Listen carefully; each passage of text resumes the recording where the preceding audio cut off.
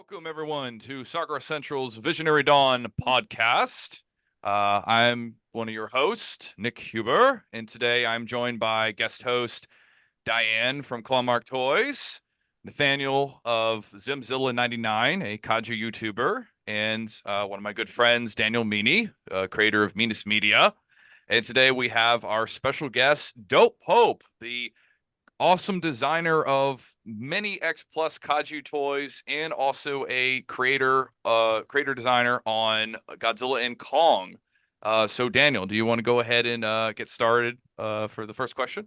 Of course, one of our main focuses here for Visionary Dawn specifically has always been, how do we help other aspiring creators get into the field that we have?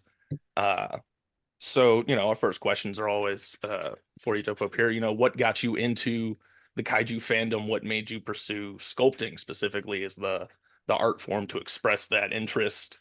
And what got you, all the way up here to working with Legendary and so many other toy makers and everything. So Cool. That's all right. That's a lot right there. What got me into kaiju in the first place? I was born into it. My earliest memories are just in love with monsters and dinosaurs. So that was just a given. I was born to do this, and I never stopped loving it. But as for what got me into sculpting, that's interesting because I never thought I was a sculptor. My whole life I was trying to be an illustrator and loved to draw monsters and loved to just draw all the time.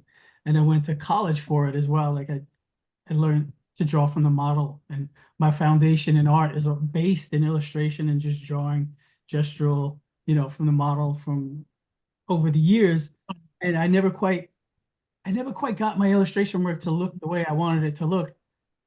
It always seemed like there was something better that it could look like and that my illustration wasn't achieving. And then I discovered ZBrush many years after I graduated college and tried to have an illustration career. And that discovery is what turned me into a sculptor.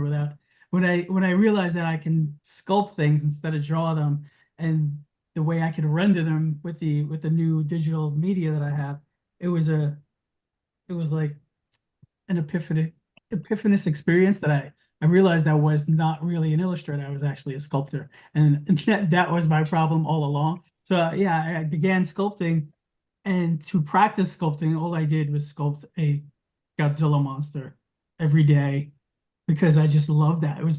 That's what motivated me to sit down and sculpt and practice, was to not sculpt something I didn't want to sculpt, but sculpting something I loved, which was, kaiju. So every day, every other day, I was beginning a head sculpt of this monster, this monster, this monster. And before I knew it, I had tons of art, started posting it online, and people noticed, and I got followers and people were interested in what I was doing. Because at the time, back in 2013, when I was doing this, there wasn't that much in way of 3D models of kaiju. There's lots of artwork, lots of 2D drawings and fantastic work that I've loved as well. But no one was really doing all that much 3D sculpture, especially the way I was doing it, like trying to make it look cinematic. And it was kind of unique at the time.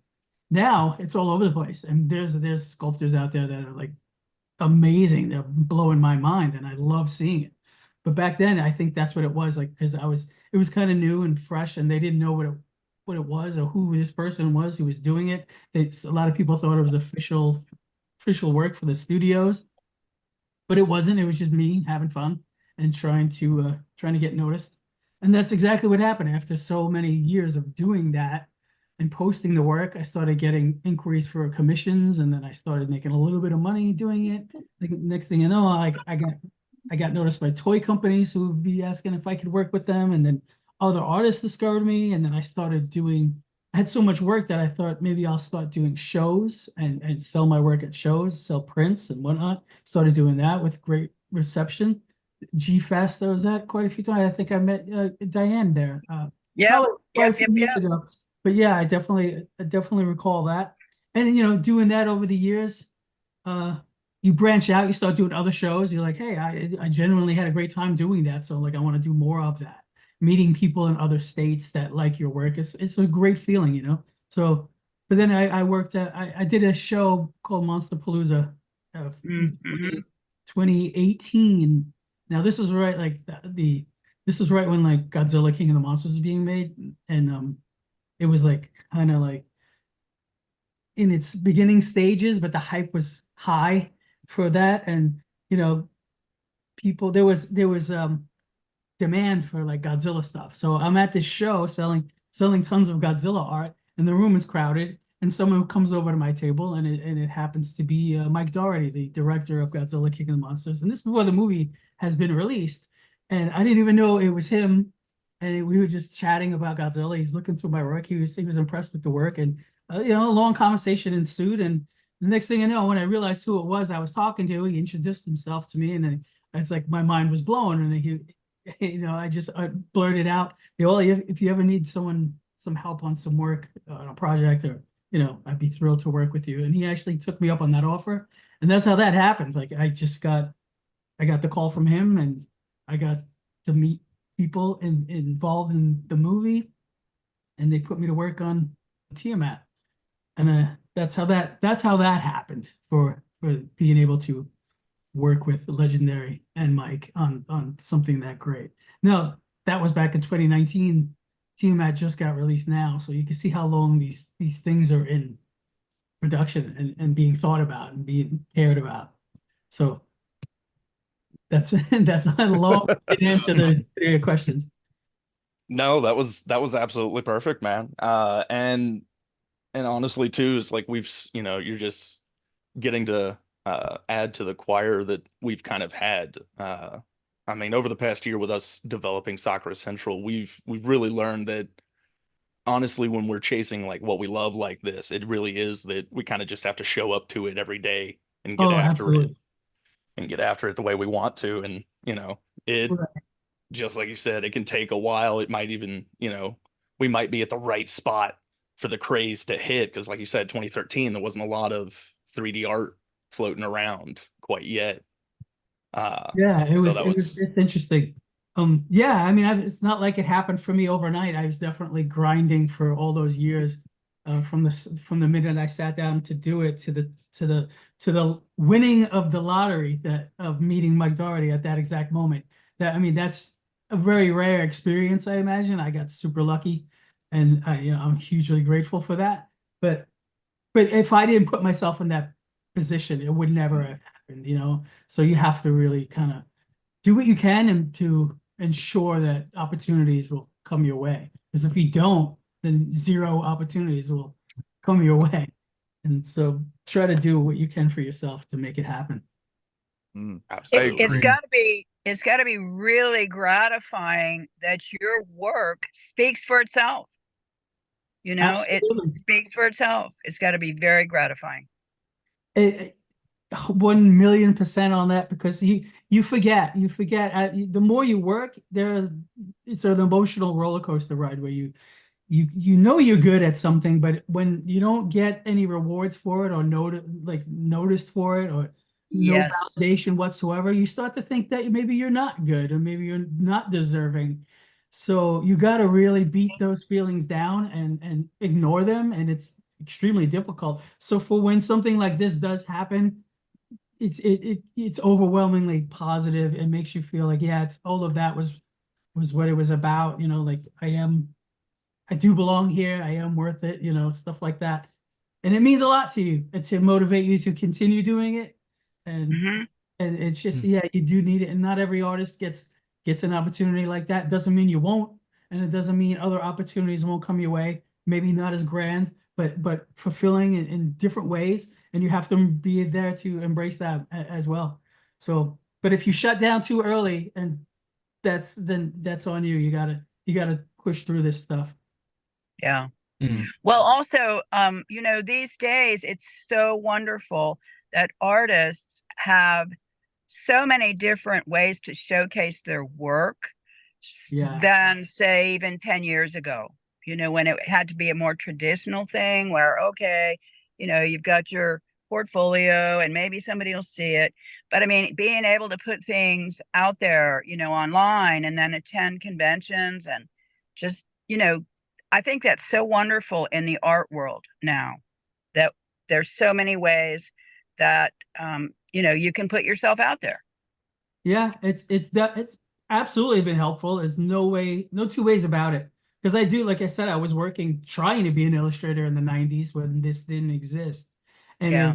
it's virtually impossible. I mean, I got work, but it was very obscure. A lot of word of mouth. Once you work with one person, then they would recommend you over here. And, a lot of Right. that stuff. But it wasn't like high profile stuff that was getting noticed all. Now, yeah, you drop something on and it can go viral and it can literally make or break a career.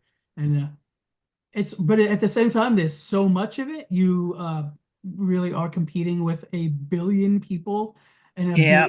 a trillion images trying to get noticed. So if you actually do get noticed in that sea of a trillion images, that there's just that much more telling that you are deserving it. You earned it because your work speaks Yep. for itself. So yeah, but That's there's great. a lot to think about there. But without social media, I don't know how I would even be at work, being able to say I'm an artist and whatnot. Hmm. Yep. It's an absolute must. Very cool. Yeah. Do you want to do the next question, Nate? I had two questions in mind. One of them was in reference to design, and the other one in reference to just sort of work in general. I guess I'll do the work one first. So, obviously attending conventions, doing the work itself can obviously be very difficult, but sort of what is like your basic workflow and stuff? How do you kind of go about your day in terms of sculpting, or like how like do you get from this is what I'm bringing in terms of my prints to a convention, and where do you kind of do with stuff like that? Well, I don't do too many shows a year. I'm like it's for me, it's not, I don't do the shows too because I have to. They're not like money making devices for me.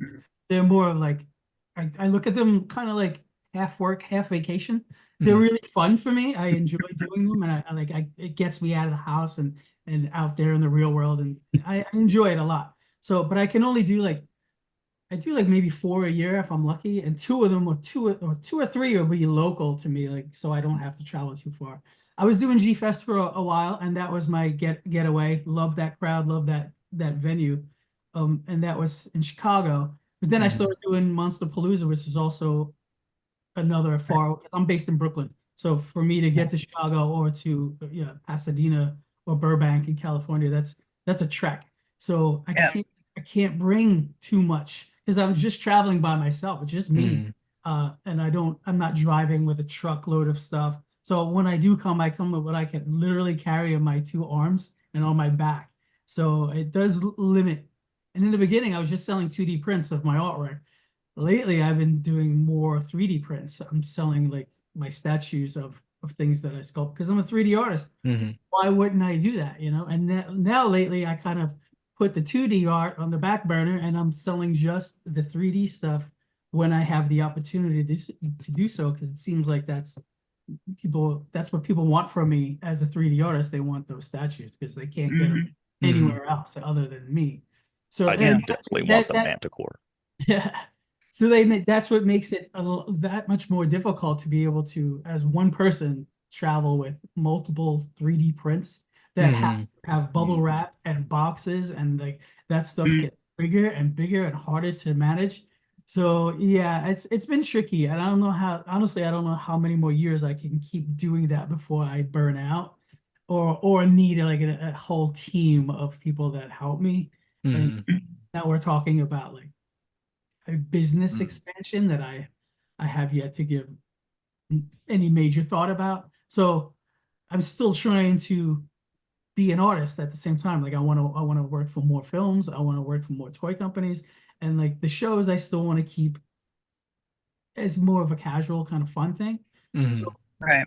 when I get to the shows, it's like whatever I have, that's all I have, and hopefully people will understand that and jump at it and buy it on the spot because that's basically the one and only time they're gonna get to see it and grab it. Mhm. Mhm. Speaking of like your 3D prints, and obviously you talked about working with ZBrush. For people who are probably thinking about starting to do 3D modeling, like would you recommend they start with ZBrush or work with a different kind of program like Blender, for example? Yeah, I would imagine most people will jump on Blender because it's free. That We makes support a open huge source. difference. ZBrush is pretty expensive, and only very recently they started doing the annual subscription thing, which is, a lot of people just don't have $800 a year. Mm-hmm. So when you have something that's almost as good for free, I mean, I'll sing ZBrush's praises all day because I love ZBrush, and it's the only package I know how to use. So I wouldn't, I say ZBrush is the best. And if you're really serious about it, yeah, at some point you're going to want to get involved in ZBrush. But yeah, I said the barrier for entry is that huge price tag that a lot of people just can't swing. And Yeah. I don't blame them in the least. But yeah, there's a lot of 3D packages out there that are doing what ZBrush can do now. Maybe not quite as well, but it's a good way to get started, to see if you like it. And there's one thing to get used to an interface, and it's another thing to actually know if you like digitally sculpting. And if you can tell, like while using Blender, that this is like your thing or it isn't your thing, you'll be able to know. And then ZBrush won't change your mind because it's just essentially the same thing. That's, if you don't like sculpting digitally, you're not gonna like ZBrush. Isn't gonna win your heart if it's not your thing. But if it is, you're gonna love ZBrush because it's just amazing. Very, very specialized towards figure and creature creators. It seems like there's so much texture detail just automatically in the system for it. Yeah. It's an industry standard now for a reason. It handles just about anything so well. It does have a bizarre learning curve, though. I mean, a lot of the interface is so erratic, according to other people that are used to more, stricter menus and stuff that's more logical in other apps. But I learned on ZBrush. I have no frame of reference what the other apps are like. So to me, just ZBrush is just the way it is. It's fine to me. I get it. But if you had learned on a previous package and then jump on ZBrush, a lot of things are very confusing and strange and don't really make logical sense. It doesn't mean it's not good. It just means it's like a whole new way of thinking about how you're gonna get through it. And that seems just kind of go about the things. Yeah, and it deters a lot of people from ZBrush at first. You have to get through that barrier, and then you'll be okay.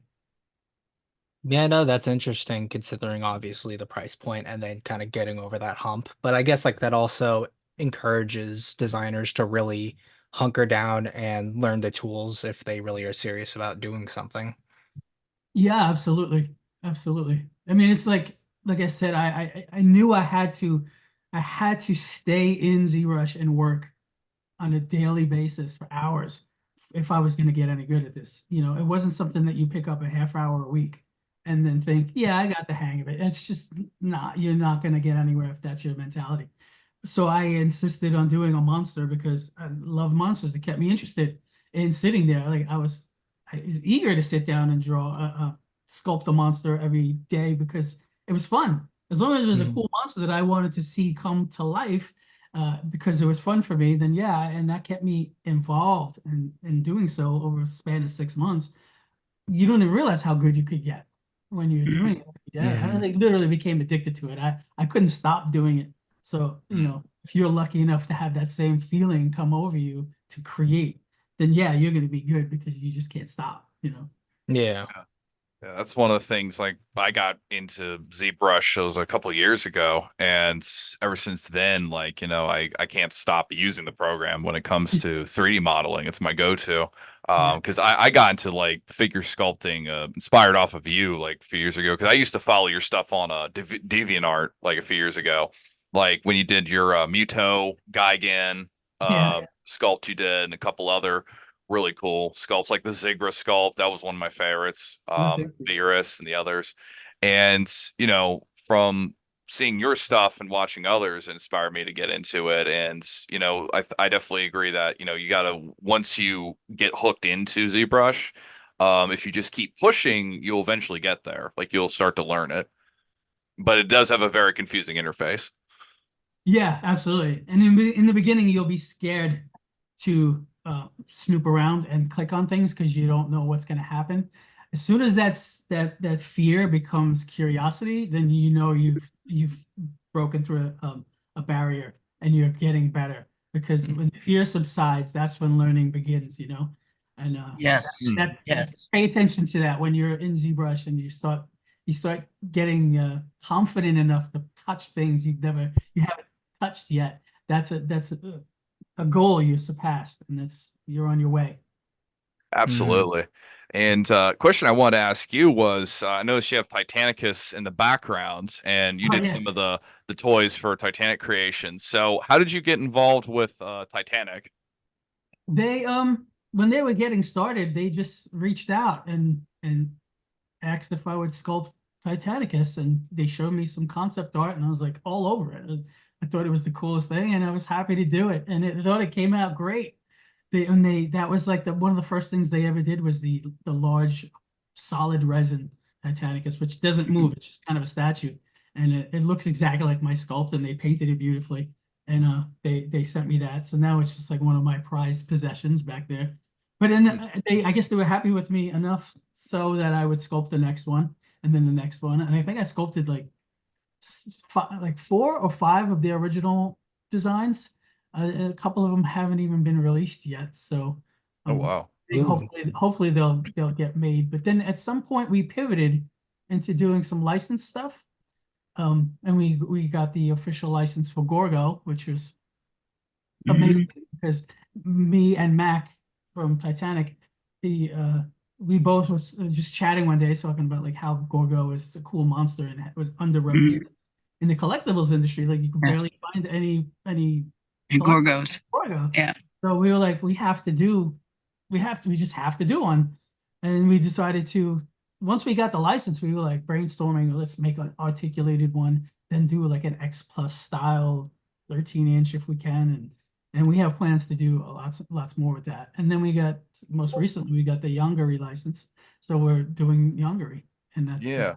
And Mhm. for Yongari, is that a similar story? Like, you guys reached out to whoever owns Yongari, and then they got back to you about it. Because the thing is, like, when I was in high school, I was interested in doing like a couple Yongari t-shirts, and I could never find out who owned Yongari because I yeah, went through like the copyright database, and there was all these like just like it was like a wild goose chase. Like you couldn't find anything. So I was amazed when you guys were able to find, Gorgo, but then even young Gary. I was like, oh my gosh, like that's yeah, incredible, you know? yeah. It's a very similar story. And I think somebody in the Titanic Creations Discord was very savvy in with the situation more so than most people. Mm, And without their help, I don't think we ever would have achieved this because we were going through the same loops trying to track this all down, and there's really very little information online about it. So thank God this guy did that for us because we were able to secure the license through that. But yeah, I mean the pattern that's emerging here is that the monsters that have no love in the collectibles community, like Yongari and Gorgo, Yeah. we if Mhm. we're capable of making the best collectibles for these things, then why aren't we? Nobody else seems to be yeah. doing it, so why wouldn't we do it? Because we love it and we want those things on the shelves next to the other stuff that we have that looks like it's been poured over with love. So why can't they? And because we are doing that and no one else is, I guess if you want this thing, you have to come to us, and it seems to be like working. And then maybe with the more of people that discover Titanic creations for the Gorgo and the Yongari and any licensed thing we do, they'll also see how much love they pour into their original designs as Mhm. well. And then maybe that'll grow uh, consumers and customers and fans of Titanicus and Spherodon and all the other monsters that they have in the line. So that was the thinking, and so far so good. I mean, people seem quite responsive to Gorgo. We sold way more than we thought, and Yongari is about to be pre-ordered. I think on April 23rd. I think is when we Mm, go live with the pre-orders on that. Any Yongari fans Mhm. out there, jump on that. mm, Mhm. It's also good too because if this keeps being as successful as it is with both Gorgo and Yongari, it could tell people who have all the licenses to less popular monsters to be like, oh, like we can team up with Titanic and keep doing this for more and more creations. And it kind of gives them a whole new life instead of kind of languishing somewhere. Yeah, absolutely. Absolutely.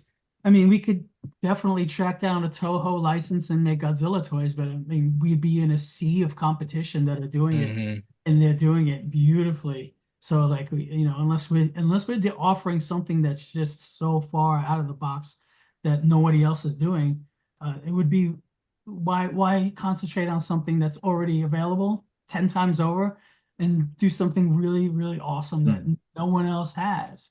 And I think for that sake, it's worth the effort. I mean, I would love to do Godzilla toys if they got the license. By all means, I'll jump on that as well. But still, I'm like, if it means a lot to me. Like I loved Younger as a kid. Like it was one of my favorite movies. Every time it was on, I would jump for joy and watch it and be all happy about it. Like so to be able to do the first official toy in 65 years of it, and it warms my heart. I'm thrilled that I did it for Gorgo and Younger, and it's cool to see your work like on other people's shelves too, in like official toy form. So that's a dream come true, sort of. Yeah, and you had done a Yongari model like a while ago back on DeviantArt, even before you had worked with Titanic, which Yeah, that that's was one of the things I remember. I did a video about like a retrospective of Yongari, and I was like, oh, if someone like Dope Pope could do a figure justice, it would have been him. And lo and behold, years down the line, exactly. that dream comes true. And I think a lot of people feel the same way because everyone's excited for this new figure coming out. Yeah, that's great. Yeah, that's what I'm saying. I love these characters my whole life. And so when I was learning ZBrush, I sculpted a Gorgo and I sculpted a Yongari, and they kind of came out good, but they weren't like figure worthy. But that was they were the precursor to, when I got better at ZBrush over the years, and I'm like, all right, let me redo these characters much better. And then at the same time, we're like, should we just make them into toys? Because I literally sculpted the both of them just for fun twice for fun. And then I'm like, all right, maybe we could just use this as the toy. All we have to do is articulate it. And that was like how Younger came about. Hmm. I had the Yeah. sculpt done already, and just because I love it. And then he's like, as soon as we got the license, like, all right, cut it up, make it a toy. So that's Yeah. Cool. Hmm. But speaking of like your contributions to obviously Godzilla, you were the designer behind Tiamat. Were you obviously you had done a sculpt for Tiamat's design in the comic Godzilla Dominion, and were you the designer behind Tiamat's new design in the New Empire as well, or had you just sculpted a new design for Tiamat for this film, but you weren't the primary designer for? I think I designed Tiamat years ago, in like 2019, and then from there once they approved the design, then they announced they revealed Tiamat for the first time canonically in the comics. And Hmm. I think I'm not sure of whether or not he was instructed to change the design or if he just took liberties. But the artist definitely changed the design for the comic. And at the time, that was the only official design there was Hmm. of Tiamat. I had nothing to do with that. But if you look at it, it's very similar in the face. And there's Hmm. lots of details that are still true to my design. But my design wasn't as flourishy with the giant wings on the back. Mine didn't have it. It's pretty much more of like a straight serpentine thing with, I don't know if the comic version has the arms either. No, the comic version doesn't have the arms, The arms which out. was that was the interesting thing too, because in New Empire, Tiamat has arms and back legs. Like it's very much it looks very similar to like Manda, for example, but still has those flourishes that make you think Tiamat and doesn't make you think of it as just Manda light. Yeah, my design definitely had four arms, the front and back arms, small and like no, but noticeable, and they were there. Hmm. So yeah, I think I had no bearing on what it was going to look like in the comic. I was not involved in any of that, and I think they used because I handed in a digital asset. I'm pretty sure this is my speculation. I don't know for sure, but because I handed in a digital asset, they were able to use that in the movie and retexture it and rig it and animate it and light it and color it and do whatever they did for the film. So which is why like what's in the movie looks a lot like what I sculpted for that. Okay, cool. Yeah, it's beautiful. Yeah, it's very I love the colors on Tiamat. Like you don't really get to see a whole lot of very fluorescent purples and some yellows and like that Yeah. greenish tint that you get for her scales, but like definitely the one of the most visually striking monsters of the movie, and probably like out of all the live action monsterverse, like Yes. Titans. Yes. Yes. I like that they kept the neck frill in that I designed that was Mhm. supposed to like my thinking was that they would frill out and they would dazzle an opponent by having the bioluminescence, and it would somehow hypnotize your opponent and just have them kind of docile for a moment without Mhm. realizing it, and that's when they would like attack and coil around you and tear you apart. As powerful as they made her out to be, and as powerful as I envisioned her to be, she really didn't stand a chance against that supercharged Godzilla. Like she didn't get a second to show her power. But I don't know if you saw the movie, but there's spoilers. But she bites Godzilla's head, and you see his head actually start to become her colors, like all the pink glow starts to go into him, and I think that's why he turns semi. Mhm. It's because of her, so it's my fault Godzilla's pink now. It was you. But it's actually not even Dang. true because none of my concept art actually has any pink in it. It's some of it. It's like it's more purpley, but yeah, I think they made it happen, the VFX team, and I guess the director decided that that was the color to go with, and it's striking, and it was different than Godzilla's typical blue, and Shimo also has the blue, and Scar King has the reds, and you know it was a unique color for her, so it definitely stands out. Mhm. I also have to say she wasn't on screen long enough. Yeah. I thought she was agree. beautiful. I agree. I mean, I was hoping that she would have survived to make future appearances. And, who's to say she won't? In science fiction, anything can happen. So if Yeah. she'd be back, who knows? Maybe the Right. will look more like the comic version. Who knows? But I mean, just to see that was my first movie monster, like the first monster I've ever made that made it to a movie of that scale. And Mhm. the fact Yeah. that she fights Godzilla is just mind blowing to me. It's a feeling I don't know. It's like only so many people can experience, and very difficult Absolutely. to Yeah. explain. Yes. Like, as a Godzilla fan from birth, to have your design in a movie and fight Godzilla and be killed by Godzilla is like, Yeah. come on, it's like I can die now at this point. I've done it. The I've made it. dream. It's the dream.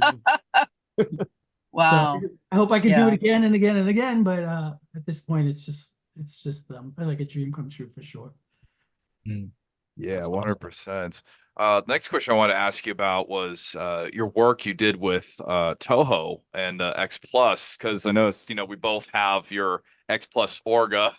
You have yours right down Yeah, I behind got you over mine there in the behind me. corner. Yeah. And I was wondering, like, the story behind, you get involved with X Plus and Toho. So did they reach out to you after you started working with Titanicus? Like they saw your work and then like they reached out to you from there, or was it like someone you knew, like kind of got A you lot in, or what's the story behind that? I didn't know that was like a cold call. Like somebody reached out via email, and I got an email from out of the blue and asked me if I wanted to work on a Iris for X Plus, and I was like, of course I do. I didn't want to say no, that's for sure.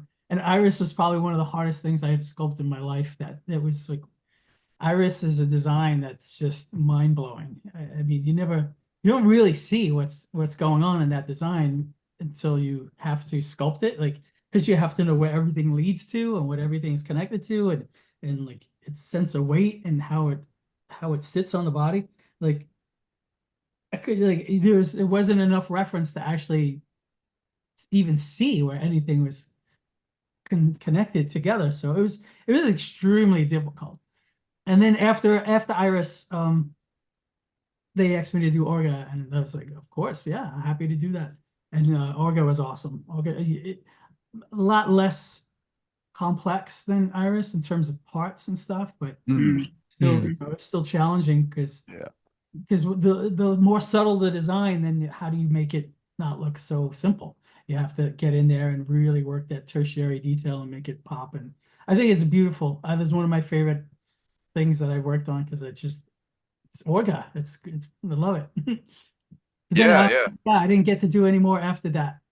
Unfortunately, I don't know why. Maybe they were unhappy with America, or maybe just that's just how it goes. But Hmm. it certainly definitely helped me get more work with other companies because I've probably worked with several companies after that as well. Mm. Yeah. And when you were designing Iris and Orga, did they send you a bunch of official photos, like from like a Toho archive, or like I'm curious about the references you used, because Yeah, did you get anything from like Shinichi Wakasa, who designed Orga, like out of curiosity? It was not just not. I'm sure I got stuff that he approved, but I didn't speak with him directly. It Mhm. wasn't until after I did all of this that I actually became friends with him, and like we know each other now at Monster Palooza. We talk and say hello, which is cool. But at the time, we didn't know each other at all. So I guess what I love about the Orga, it's like it's in the Godzilla Museum in Japan or something like that. It's like Wow. official Oh. museum piece, that X plus Orga. That makes me happy. But yeah, they did send me reference images, which I'm sure were official.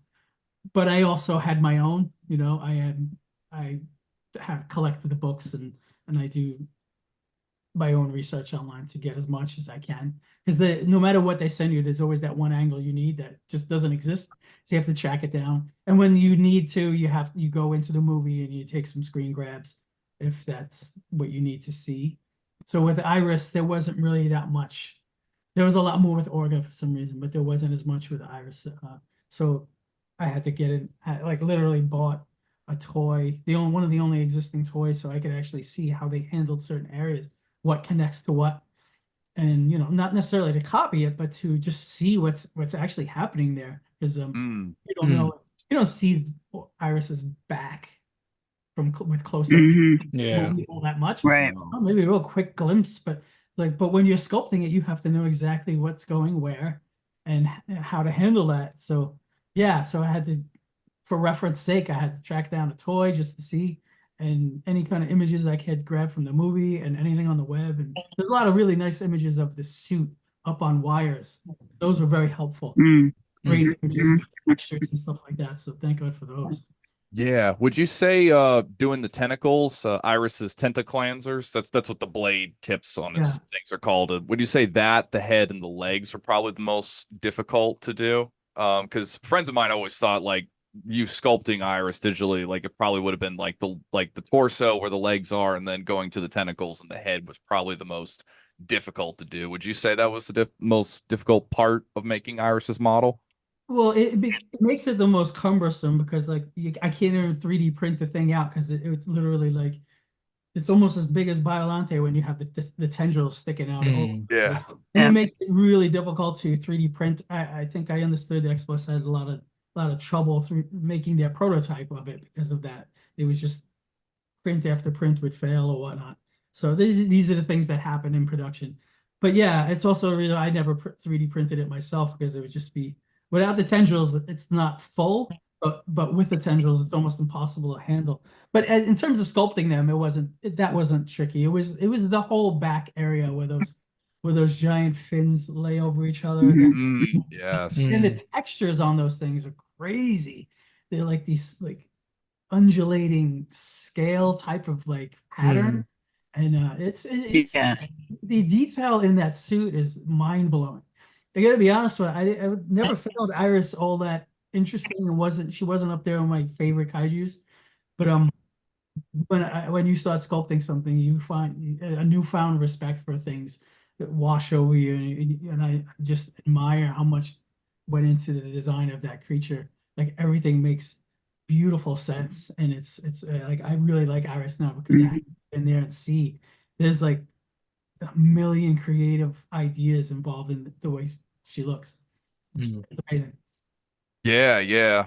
Sometime after the call, I'll have to send you the designer's notes I got for Iris because I own one of the books, and he goes into a ton of detail about making Iris and a lot of really cool ideas he got from Kyoto. Like Iris's color scheme is based off of Kyoto at night, and the moon scene when it's flying through the clouds was trying to make it look like Mhm. a kimono, like a kimono Yeah. in the sky. Yeah. Really interesting stuff. But Daniel, do you want to use the next? Do you want to do the next question, Daniel? I was actually going to say, just kind of keeping an eye on time. I have a small art question and then kind of a uh, pursuit of our dreams kind of commentary that I'd like for the end. So honestly, if anyone else wants to go ahead and take questions first, and then we can shift to me once you guys are good. I could probably do I like would like another. to interject. Oh no, you go, Sorry, Diane. Definitely. I just wanted to interject.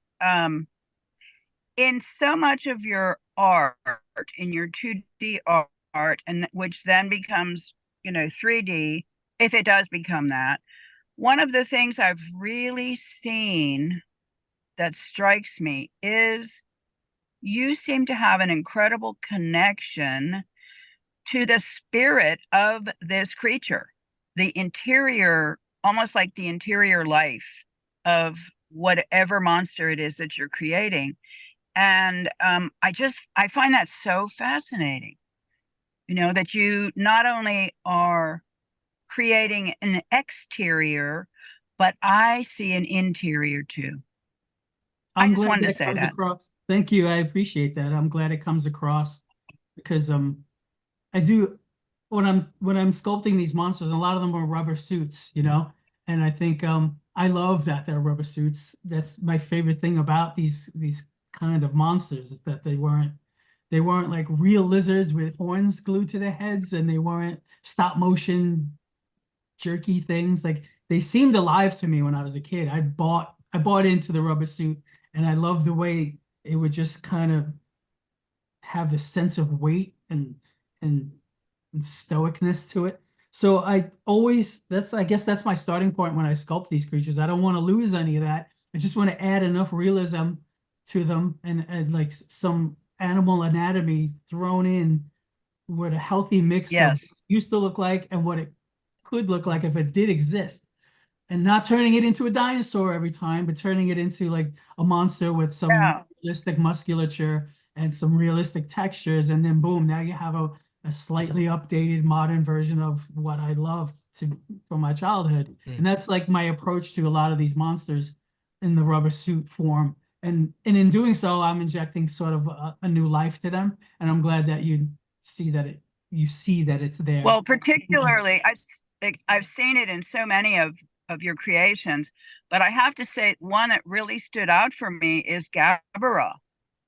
Because of course, at least to me, in the movie, the suit, there's not as much of his bullying. He's such a bully.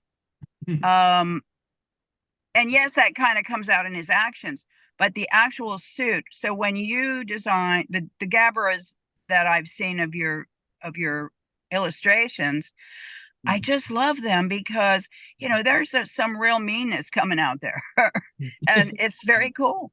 Thanks. That is one thing I don't like when they're cute looking, and I don't inject any kind of like cuddly happy tones. I go straight for the mean, the ugly. Yeah. That's my Yeah. go-to. I love that every time. Yeah. So Go and bump in the dark. yeah, yeah. Yep. That's not a Gabra that just Cool. bullies you. That's a Gabra that will like rip you to shreds. Yes, yes, yes, yes. And that's about all I have to say. Thanks a lot.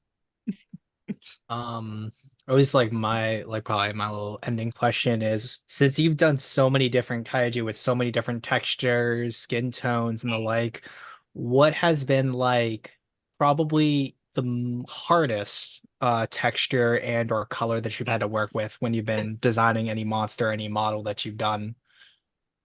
Hands down, the King Ghidorah, the early Showa. I literally did every scale by one by hand, and that was a nightmare. Wow. So that's instead of the textures, because there's really no way you can get those textures on, like it for those scales to read. It's like accurate as they want them to be read, and yeah, when you're done, it looks great. But as you're doing it, you're like, I can't believe I'm putting this much work into. Yeah, no, like your Ghidorah ones, like you can really tell how much effort you put in for all the scales, and it reads beautifully. Like I wouldn't say it's the best comparison, but it has like a very mosaic feel to it where you can Right. really tell every little bit there was done with care and it shows off beautifully. That's like if within the intention of 3D printing something like or having it turn into a toy, that's why you have to go that route. You have to put that much work into it. But if it was just a concept piece, there's no way I would have done the scales that way. I would have, I would have made it much more gestural and fast. And because that's my usual way of working. I'm more fast, sloppy, just get the idea down and make it look good. But when you're working for toys, you can't get away with that. Yeah, every detail has to be there. It's got to be clean and readable, and that's why I had to do that. So I could hands down easily answer your question was the scales for Ghidorah and any monster that has scales like that, which there's quite a few. So yeah, Mhm. Gigant's got some of that, but luckily they're just isolated to certain areas. Yeah. Gappa's covered in scales like that, and I've done all of these monsters before. So, but yeah, that's that. And then in terms of like textures, other textures, I would say Iris's back fins had a crazy Mhm. textures on them that Yeah. because other monsters there's not so. Godzilla's quite difficult too, to be honest. You can't just put any old rough texture on Godzilla and say that, call it a day. Godzilla has a very distinct texture, and every iteration of Godzilla has its own distinct iteration of Mhm. Yes. of Mm. scarring. Yep. And, Yep. that's proved challenging for sure. Yeah. Yeah. Another question I had, it just hit me because it's real important. Did you do any work with Spiral Studios? That crashed and burned. I can't really get into why, but it was something that was started and then didn't quite finish. Mm. Oh, okay, I got you. Yeah. I understand. I was kind of curious because of the giant Godzilla behind you, the Oh, 2019 Godzilla. that's an X Plus. Oh, that's an X Plus. That's Okay, I thought it was that's a gigantic X Plus 2019, and it's just I had to have it. It's one of those Oh, things. gotcha. Mm. Yeah. I was about to say, every time you Spiral, said yeah, Godzilla- Spiral does stunningly beautiful stuff. They actually have a Tiamat. It's Yes, they do. based on the comic Tiamat, but it's beautifully done. And yeah, I love what they do. So no bad blood there, but it didn't work out. It wasn't in the cards for us. Mhm. It's Yeah. okay. You live and learn and move on. Yeah, exactly. Hope for the Exactly best. right. more projects will burn out than they will pan. Yeah, unfortunately, that's the case. A lot of this happens more often than you would think, and it's just the nature of the game. It happens. Mhm. Yeah, yeah. And one more question for you. Have you been to Japan yet? Not recently. I've been there 3 times. Back in '96, in Mhm. 2002, and the last time was 2009. So Yeah. it's been a while. I would love to go back. I heard a lot has changed. Last time I went though in 2009 was the first time they had the giant Gundam robot. Yeah. Oh, yes, I yes, just yes. saw And that. I saw it in Yeah. person, and it was like very cool to see. But I haven't been there since they had the Godzilla hotel, which is something I would love to see in person. So I'll be there. I have friends that live there that keep inviting me out, and I would love to go again. But well, it's just been busy. I've been super busy. Mhm. That flight over from New York it's pretty rough. That's like a 19-hour straight flight, Yep. It's really hard to do it in an economy class seat. So I'm Ooh, hoping maybe yeah. one day someone will fly me there in first class. That'll be a dream. Yeah, Diane used to live in Japan for a couple Oh, of wow. years, and she used to sell like all sorts of Godzilla like figures that were coming out at the time. Back in Yeah. Yeah, I moved to Japan in 1997. Wow, And when I was there. yeah, yep. Yeah, lots changed, but it's still such a great place. I love Japan. I really, really do. Yeah, I always felt So, like I yeah. could live there. Yep. Well, Aside could from the happen. language- Hey, Yeah, aside from the language barrier, I always felt like right at home there. It's Yeah. like a bizarro New York City to me. It's so similar but so different at the same time. yes. Well, it's a lot safer. I can tell you that. Oh, indeed. I'm aware. Nice. All right. So one of the just to close us off here, another art question I kind of had for you. We've mentioned it here, and Diane touched on it as well. Um, so speaking from like interior design for the creatures before you get to all the scales and stuff, how much time would you say you've kind of spent, if any, going through different animal like anatomy books? How much time have you spent kind of looking at, how muscles attach to bone for certain animals to put that into your sculptures? Because you said, you want to pull as much from life Right. and you can make them as diverse as you can. And Yeah. then just to add on to that, how much, like, I know you're doing a lot of primarily digital sculpting and stuff. But do you feel like there's still a room to get physical, basically, like get some clay and mess with sculpting physically Mm. outside of the digital realm as practice, is just to, hone Yeah. the skill, stuff like that? I did some of that clay sculpting in college, but after that, I never touched it again. I'm not saying it looks great, and to be honest, it's just I'm not set up for that. Like I would need a big area for that and such. But I think maybe like when I retire, I might just bust out some clay and get at it. Like, because I just out of curiosity, I wonder if I could do it. If I'm sculpting for this long digitally, I got to be able to do something with some real clay. So, yeah, in that respect, yeah, I'm curious myself if that could work out. I don't know. It's just it'll be like a punch in the gut to see like there's no undo button, there's no sculpt with symmetry on this. Like it's gonna be challenging. So yeah, I'm looking forward to seeing if I have free time enough to do that one day. But Yeah. as for the anatomy, like looking at anatomy, every time I'm sculpting a monster, I absolutely have like actual nature images up. I'll spend an hour looking for like through nature photos. Not so much books, but like I would have to have a ton of books on hand, which I don't. So I'm always just looking at images online. You can find anything you need there. Um, yes, that's just a huge part of what goes Okay. into researching images and stuff like that. A lot of times, though, some monsters, like in the big rubber suits, you don't see much musculature there. So you just kind of get away with just slapping on some shapes and just throwing some wrinkles in, and you're good to go. But if the creature design calls for that much muscle tone, Mm. and it's in a dynamic enough pose where it has to look like that, you have to put emphasis on that. Yeah, then Really portray the movement. for sure, for sure. Yeah. All right, cool.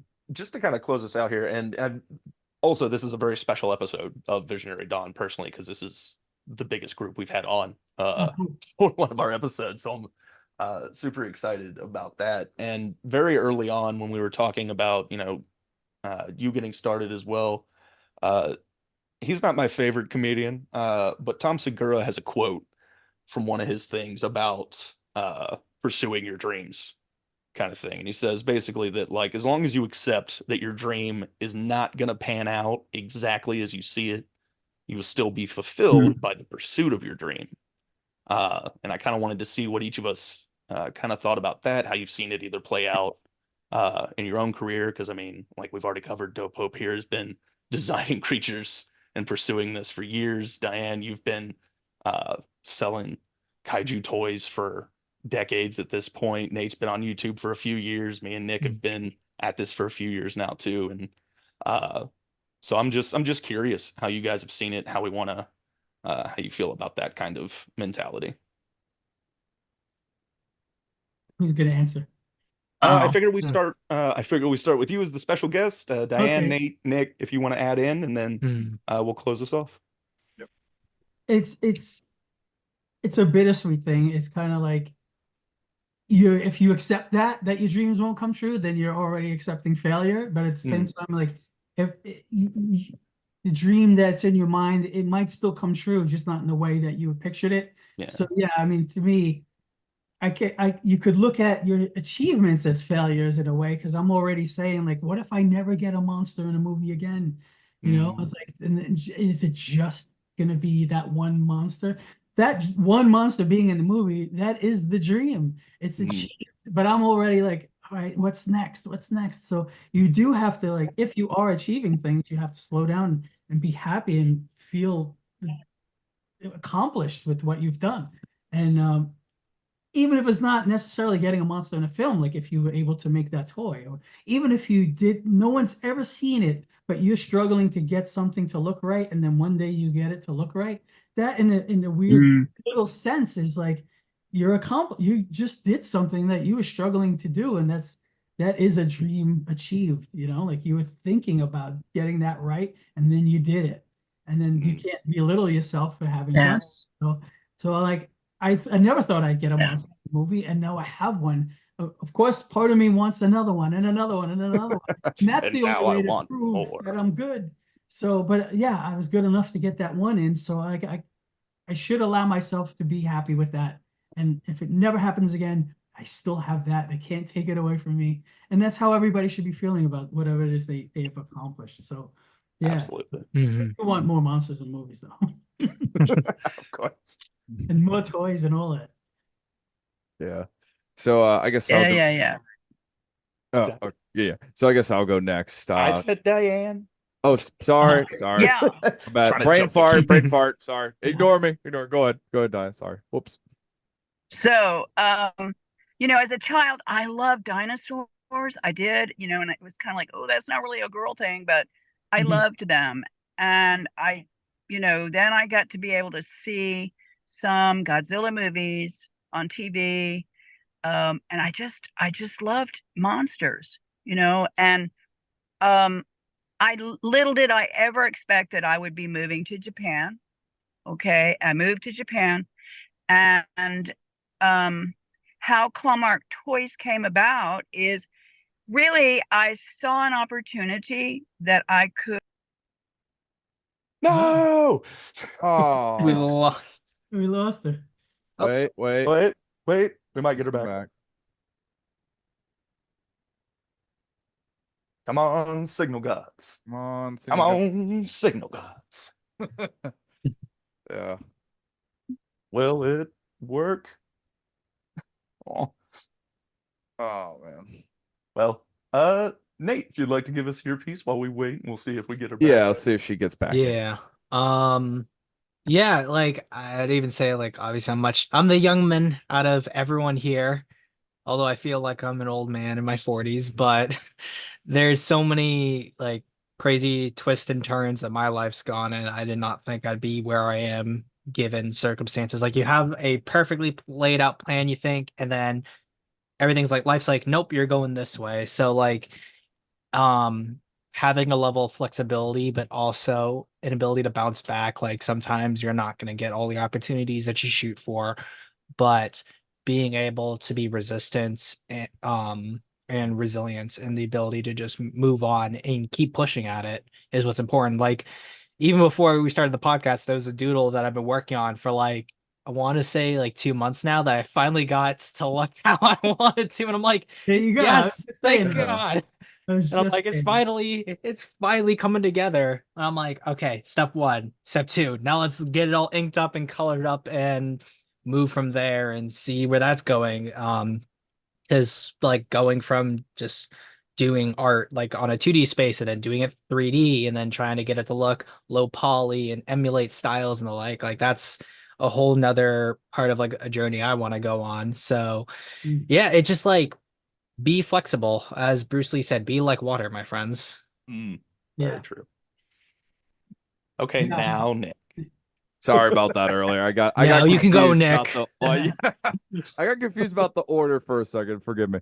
So what I was going to say is, there's a quote I remember from a few years ago I was reading, and it really stuck with me throughout the years. It was, I want to say, I think it was Sun Tzu. It said it, but it's show me what you cannot say no to, and I will show you your cage.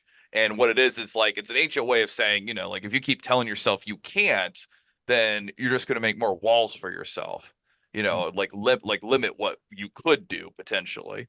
And my idea is, like get your feet wet, try it out, figure out if like you like it or not, and then decide from there, like, okay, like if this is really my thing and this is what I'm passionate about, then pursue it and keep going. Don't stop.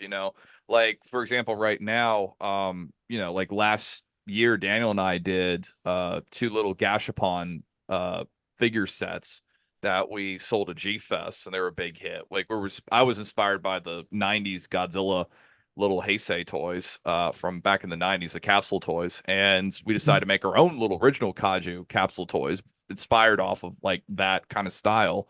And it was a big hit. I mean, it was a huge hit. And then that moved on to us right now making figure prototypes to bring to a license expo that we're going to, where we're going to meet with a couple companies in Japan and, see what happens, but the thing is, if I stopped at just doing like the Gashapon stuff and not push myself to doing like, larger figures and, following my other heroes out there, like Mr. Dope Pope here, I wouldn't have gotten to where we are now.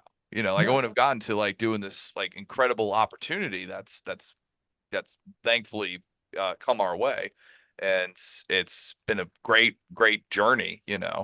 Another last thing to add is just that, sometimes it's not about the destination, but it's about how you get there, Yeah. like that's like it's the pursuit is what it's all about. Yeah, absolutely. I don't think I ever thought about doing toys when I set out to learn 3D. My goal was to become a Hollywood concept artist for films with specialty in creature design. Toys were not on my mind until I got a call to do this toy and then do that toy. And then next thing you know, I have a bunch of toys under my belt. Still thinking I'm like on the track to become a concept artist. And then in the mix, I'm like, I remember working on my last film, and I was also juggling a toy gig at the same time, and like they were equally as powerful in my career. Like toys, now I definitely consider myself a toy maker because that's what I've been doing more than Hollywood concept art. So, but I didn't know or plan for it. It just kind of happened. So, and I went with it, and it's exactly what I want to do too. I just didn't know it. I didn't turn it away, that's for sure. I didn't say no to had I said no to it, then who knows what I'd be doing at right now. I don't know. Without those, without those releases at the conventions, without that day at G Fest where you had to, Yeah. step out your comfort zone 2-3 times to end up at G Fest with toys to meet the guy. Yeah, absolutely. I Yeah. mean, the first time I sold 3D prints, I think I had one on my table. Now I show up with 20. Yeah. Because it's like people like them, why would I not do it? But if I didn't do it in the first place, I would have known. Like if you just keep telling yourself, nah, they're not gonna want 3D print, so I can't carry that with me wherever I go. Like, you just keep telling yourself things to not do a thing, then you just won't accomplish anything. You just shut yourself down before Do you you have even to like re-let Diane in, Nick? Sorry to cut you off. No, like that's the thing. She's still on the call. I was checking like my phone to Just see her if I got any signal- messages signal's from weak. her. And yeah, I didn't get any messages. It said like she was active a little bit ago, and like no, Okay. she's still on the We might have call. just it's mentioned her signal was falling out a couple of times anyways, just when she's on her phone. So she did actually what she did say she was in a car. Yeah. Okay. Well, and I mean, she gave us a good tidbit too. So hopefully we'll get her on another episode, and hopefully the signal won't fail us. Yeah. I'll ask her like what the rest was she was saying, and then when we type the article up, I'll get that in Okay. there. We'll see. Yeah, if she wants to add anything. Then honestly for me too, and just to feel like a pair to this point as well, but it is one of the truths that we have uncovered on this series so far. Me and Nick have gotten the opportunity to work with so many other creators now, and many of us are kind of like, I don't know where this is going. I have no idea what's going to pan out. I don't know what to do for half of this stuff. And I mean, my real creative journey started with me trying to write a high fantasy series that I'm still writing, still putting out to it. But the pursuit of that dream has led us to, me working with Nick, us starting Meanest Media, now promoting Sakura Central and getting into all these conventions to sell stuff. And it became so much more than just writing some days. And Yeah. That's so the business aspect of your business will take front and center, and then the creative gets on the back burner. That's it can Mm. definitely Problem, but feel like that sometimes. yeah, it's And when you're small, that's a huge part of everything. and just like you said too, I think it's important for us to uh we need to remember to celebrate even little victories as Oh, well. sure.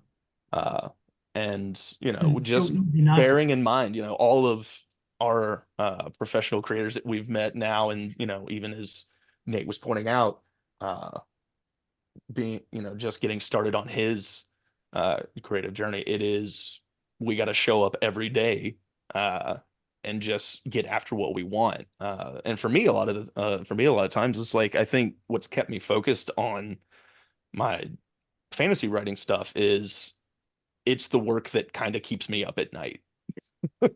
Yeah. When you saw the whole for the toy section and you were just like, this has got to be Phil, like, if no one else, I will do it, Yeah. kind of thing. And That's you passion. do have to, yeah, you do have to want it, even if you're not, entirely sure for the whole scope of what it is that you want. Just getting into creature design will end you in a field that, you can do work for the big film studios. We can make our own little toys and sell on the side. It is whatever you want to do with it as a Yeah. creator. And getting up and, even if we have the day job, even if we've got to put in 40 hours somewhere else, Yeah. we end up, Yeah. it's again, it's that thing that there's going to be something in you that's just kind of like, it still doesn't exist. It should. And it'll keep you up a little Yeah. to get it out It's and pursue that work. And important to have. it's definitely been, I've found it very fulfilling again, to be able to build this network and just, grow into this community and stuff and see all the different work and all the different paths that have, converged on just G-Fest alone. Mhm. Yeah, absolutely. All the different people that show, my last year was my first time going there, and now it's one of those things, we'll be there every year. Mhm. Nick's been going for well over a decade, I believe, Yeah. as well. And it's one of those things that conventions are not a writer's first thought on No, how to not get at into all. stuff. Mhm. But It's really we've gotten to imperative. the point where branching out allows us to then supplement our own desires Nice. for our work and stuff. That's a figure from my book that I don't get to sell yet because I haven't released the chapter it appears in. It's sometimes Mhm. it's, put some goals on yourself like that. Yeah. I feel has been very helpful too. And just like we said, just keep getting after it, keep pursuing the dream. It is worth it. Even it, it doesn't matter how big or small you want it to be, too. Sometimes just waking up and drawing gets you ready for the rest of the day. Absolutely. I did want to promote something. Oh, sure. Go ahead. The Seismic Toys Gomez is currently on pre-order now. I don't know if you guys are familiar with that. Yeah, I saw that on Twitter. Yeah, I One I of- saw the ad earlier. One Yeah. of several toys that, like, I have Titanic Creations Young Gurry that's pre-orders now. There was a second colorway of Gorgo that we were promoting. And the Seismic Yeah. Toys. We'll definitely get the links in the Oh, man. descriptions for Yeah, everybody to go check out, as well Trying to as honestly your link tree in general. Your ArtStation site is excellent just to look through. Mhm. It's the best place to see all the work really up close and with the high resolution images. I feel DeviantArt, they don't let you put up multiple images. They don't like DeviantArt is just outdated and it's not good anymore as far as I'm concerned.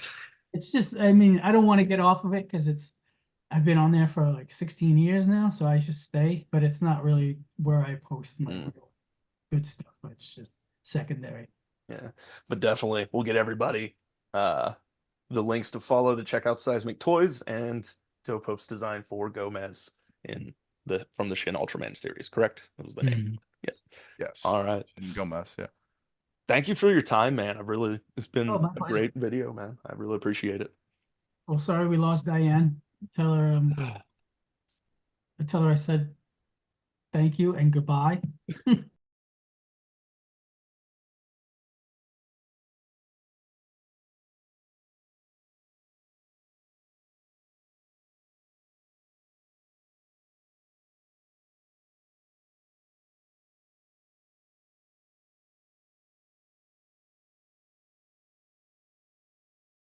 All right, that was our interview with Dope Pope. It was an absolute pleasure having him on Sakura Central's Visionary Dawn series. You may have noticed we moved. With that, do check out the descriptions below for all of the links he mentioned, all the toys that are coming out, as well as updates for where he'll appear at conventions when he gets to those. We have the same standard. We're hoping to see you all at G-Fest, and maybe even before then. But thanks for joining us for Visionary Dawn this week, and next time, we have a very special guest. A giga special guest. We're very excited.